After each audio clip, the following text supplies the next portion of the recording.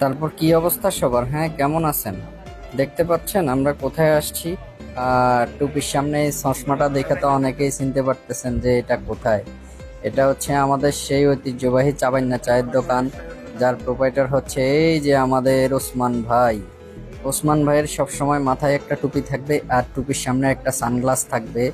দিন হোক রাত হোক কোনো সমস্যা নাই, টুপি আর চশমা তার থাকবেই।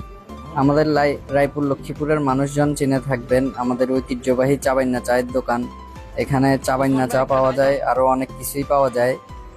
তেহারি, বিরিয়ানি, তারপরে যায় হালিম, রুটি, নেহারি, পায়া সব আছে। হুন্ডার তেলও আছে, কেউ যদি আইসা তেল শেষ হয়ে যায় ওখানে তেল ঢুকাইতে পারবেন। এখানে আবার আড্ডা দেওয়ার জন্য আলাদা আলাদা খোপ খোপ করা আছে।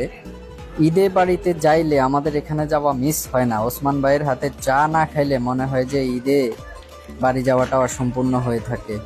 শুধু ঈদেই নয়, বাড়ি যাইলেই ওসমান ভাইয়ের দোকানে যাওয়া হয়।